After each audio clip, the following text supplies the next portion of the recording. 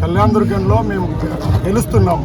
అవతల ఎంత ధనవంతుడు వచ్చినా సరే మేము ఇక్కడ గెలుస్తున్నాం. కారణం ఏమిటంటే మేమంతా ఒకటయ్యాము. రెండే కారణాలు కళ్యాణదుర్గంలో గెలవడానికి: ఒకటి జగన్ బలం, రెండు జనబలం. మేము గెలిచి తీరుతాం.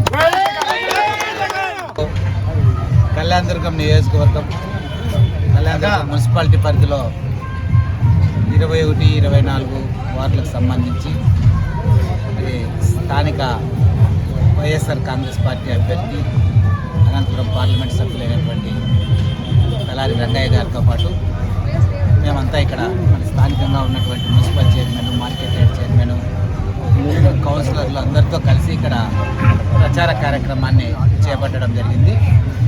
మరి ప్రతి గడపకి వెళ్ళినప్పుడు కూడా ప్రతి ఒక్కరూ ఆయా కుటుంబంలో ఉన్నటువంటి ప్రతి ఒక్కరు కూడా మమ్మల్ని సాదరంగా ఆహ్వానిస్తూ వాళ్ళ సంతోషాన్ని మాతో పంచుకుంటున్నారు.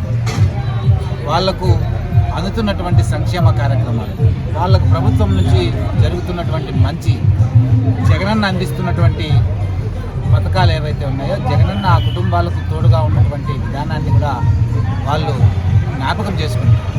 మాతో మాట్లాడుతూ మమ్మల్ని సాదరంగా ఆహ్వానిస్తూ తప్పుకోకుండా మేమందరం కూడా వైఎస్ఆర్ కాంగ్రెస్ పార్టీకి అండగా ఉంటాం, జగనన్నకు తోడుగా ఉంటాం, తప్పుకోకుండా మీ గెలుపులో మేము కూడా భాగస్వాములం అవుతామని ప్రజలందరూ కూడా మమ్మల్ని ఆహ్వానిస్తూ స్వాగతిస్తూ తెలియజేసుకుంటున్నారు.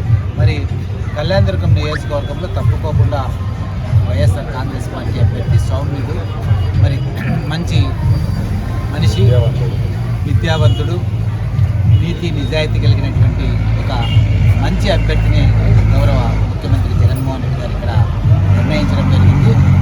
తప్పుకోకుండా ఆంధ్రప్రదేశ్ రాష్ట్రంలో ఉన్నటువంటి అన్ని అసెంబ్లీ నియోజకవర్గాలు, పార్లమెంట్ నియోజకవర్గాల్లో మేము గెలుపు సాధిస్తామనే ఒక నమ్మకం, ధైర్యం మాకుంది. తప్పుకోకుండా అనంతపురం పార్లమెంట్ సెగ్మెంట్ కూడా మేము విజయం సాధిస్తాం. ఇక్కడ ఉన్నటువంటి అభ్యర్థులు ఎవరైతే ఉన్నారో అందరూ కూడా విద్యావంతులు, మరి ఎలాంటి మచ్చ లేని వ్యక్తులందరూ కూడా ఇక్కడ ఎమ్మెల్యే అభ్యర్థులుగా ఉన్నారు. కాబట్టి తప్పుకోకుండా మేము విజయం సాధిస్తామని ఒక ధీమా వ్యక్తం, ధైర్యం చేస్తాం.